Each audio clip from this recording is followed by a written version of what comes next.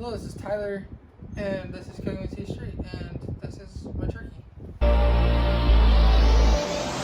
Wow. Sorry, I kept on me. I just melted my gloves.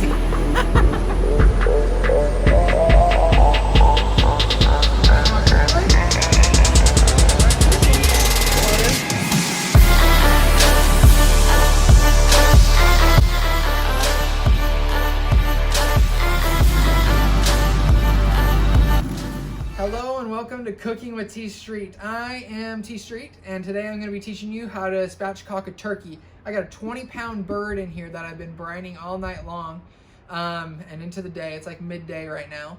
I got a lot of people coming over tonight, and so I bought the biggest bird. I probably didn't need to, but it's fun to buy the biggest one. I'm going to show you all how to take the spine out and spatchcock it. I got these kitchen shears that hopefully they are strong enough to take out the spine of this turkey. And then I'm going to show you how to smoke it on your smoker. I'm using the Camp Chef Woodwind 24. I love it a lot, but it'll work with a Traeger, any other smoker you got. This recipe will. So to start off, I have put my bird, let's get it out of here. I put it in this 5-gallon bucket. It seems to be the easiest way to do it. They have brine bags and things like that, but I found that's just hard to keep in your fridge all night. So where I live, it's cold enough that last night I just left it out here in my backyard in this bucket with a little bit of ice. You can see the snow on the mountains, so it's cold enough. I've got my bird right here. I'm going to take it out for you. I have had it brining in this bucket all night long and into the day. We're looking at probably 12 hours now I've had it in the brine. I'm using the Meat Church Bird Bath brine. I also added some oranges just for fun because I had them. And now I'm going to show you how to spatchcock it. First, you have got to kind of locate the spine, which is right here. There are a few bones in here that are a little hard to get through, so if you have some really good shears, that's going to be best. Hopefully mine are strong enough. We're gonna find out. So I'm just gonna start right here.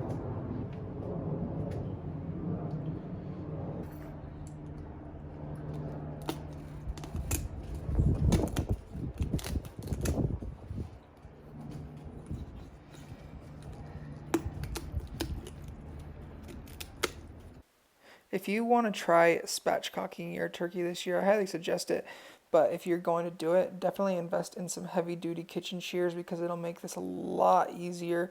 You can just hack away at it. You'll see me do that right here, and that'll work just fine. It just takes longer, and it's probably a good investment if you're going to keep doing this pretty often, especially if you're doing chickens and turkeys throughout the year. It's worth it for sure. Nothing a little slice, a little chop can't fix. I don't know if you can see it very well, but you got the breastbone right there. We basically need to break that. So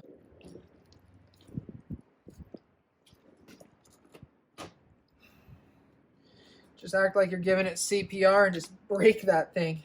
The benefit to doing a spatchcock turkey is that it cooks quicker, and when you put it on your smoker, more of your turkey is gonna like absorb more smoke, and it's gonna like get a little crispier on the bottom, so that's kind of fun. And also I kind of like the way it looks presentation wise. A big benefit to spatchcocking your turkey is that it's easier to carve it.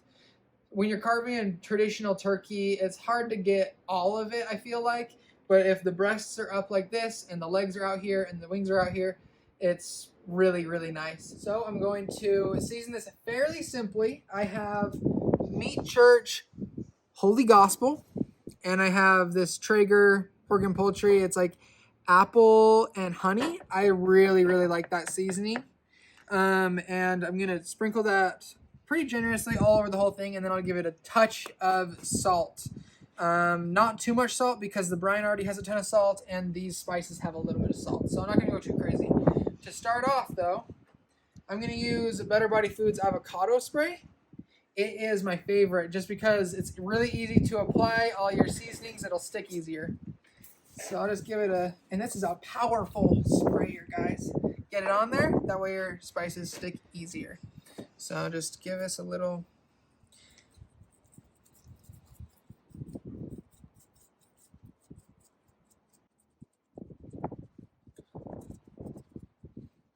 Get it in those armpits, those wing pits.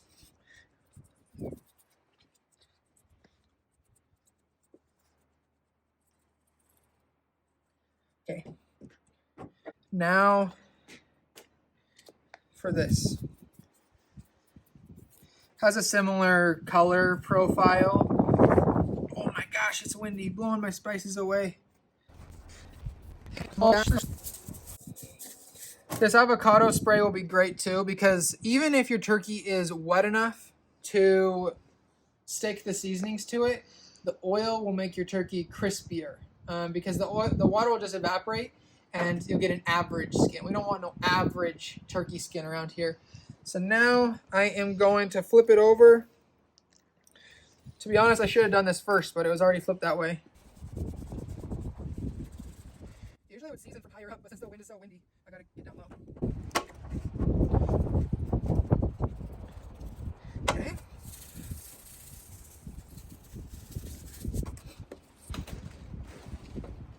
Okay. Now I'm just gonna touch up this side since I messed it up by putting it down.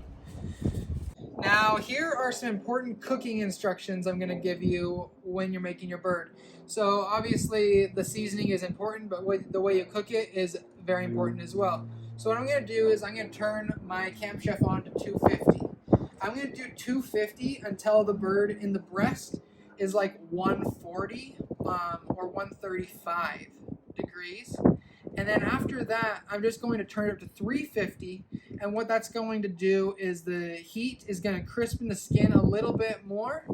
And that way you're going to get a nice, good skin on your turkey and better flavor. Off camera, I ended up adding a bunch more seasonings because you don't want to skimp on that. Coming up here in a second, I think you guys should all look at this. So this is a huge bird, right? And my Camp Chef 24, it's like technically the smaller version, but I'm able to put the entire turkey on the top rack so that I can put the tin below to catch the drippings. Pretty cool. One challenge a lot of people have when they are smoking their turkey is the gravy part of it, because it's not as easy to catch your drippings. I'm fortunate because my Camp Chef is big enough that I have a drip tray down below, and I'm able to put the turkey on the top rack and I can still close it. So love that. And what I'm going to do is I'm going to get this probe, put it right into the center of this breast right here. And then I'm going to measure the temperature of the other breast as well, just because I can. Perfect. And now I am going to leave this at 250, like I said, for probably 2.5 hours, but until the bird gets to like 135, 140 in the breast. Get a load of this. This is one feature I love about my Camp Chef is that I got 4 probes available, and that's just standard. I don't gotta even upgrade to get that. And so now I know what's going on with my bird. Yeah. All right. First little peek at it.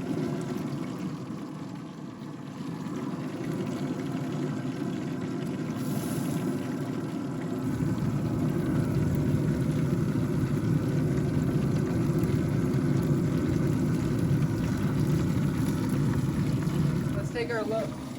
Woo-hoo. Okay, the drippings pan, getting some good drippings down there. The temperature right here, 134, 136 in both breasts. So what I'm gonna do is I'm gonna baste it a little bit more. Then after I close it, I am gonna turn it up to 350. As you can tell, it's I had set the temp to 300 because things were just going too slow for me. So I'm gonna bump it up 50 degrees now. It was at 150 or 250 for quite a while, for like 2.5 hours, but then I bumped it up for 300 for the last hour. And the dinner party's starting soon, so I gotta speed it up. But look how beautiful that is. This butter is gonna make it turn all golden and crisp up. So exactly what we want to see. Exactly what we want to see. We are at 161 and 163 in the breast. So that's right in the area you want. Look how beautiful that turkey looks. Now I'm just gonna take the rest of this butter, pour it right on, because why not? I'll just set that to the side. I just melted my gloves. I need new gloves. Okay, I got new gloves on. Let's go back in for it. Okay, gonna take out the probes. And so check out our drippings right here. That's exactly what we want to see so we can make a good gravy. I'm gonna leave that in there for a second though. Now, things that get a little tricky getting this out. I didn't think it through 100%. So let's... All right, we figured out a sort of system to get this on. I guess this is the one negative to cooking it directly on the grates. But I think that the crispiness will be worth it. Now get a look at that beautiful turkey. That's awesome.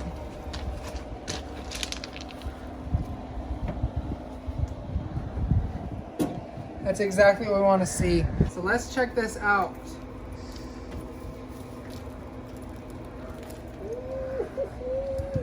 Anybody want a turkey leg? I got 2 of them. They just come right off the bird. This wing is a little more stubborn, but anyways, let's get a taste of this.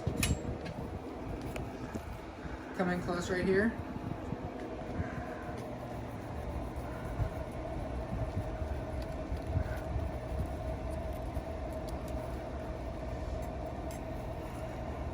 Everybody else inside probably wants this bite because it's a perfect bite, but it's mine. Wow. It's so juicy. Come look at this. You can see the butter I injected. It's still oozing out. It's so juicy.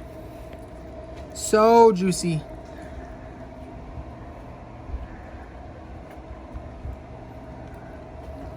Fantastic.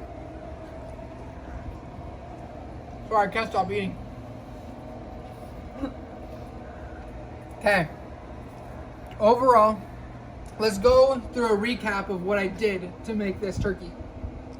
So, started off, brined it all night long. Overall, it was like 15 hours. And after that, I injected it with butter, Kerrygold butter, just because it's the good stuff. And then I seasoned it up with a bunch of different seasonings. I used the Meat Church, Holy Gospel, and that Traeger one. And then put it in the Camp Chef at 225 for like 2 hours, and then 300 for an hour and a half, and then I bumped it up to 350. Usually you'll just be able to cook yours at 250 and then bump it up to 300, 350 for your crisping part, but I think since mine was so thick and I was working on a time schedule, I wanted to kind of go quickly, so I bumped it up a little bit. Overall, fantastic cook. Just look at this bark we got on here. I don't know what you're going to call it, like the skin, just so nicely cooked. Luna's excited. She's got her Santa outfit on. A little early if you ask me. It's not past Thanksgiving yet, so that's against the rules. So overall, fantastic cook. I highly suggest this. Catch your drippings. Make your good gravy. Don't let smoking your turkey make it so you can't make good homemade gravy. Until next time, cooking with TStreet. Like and subscribe, please.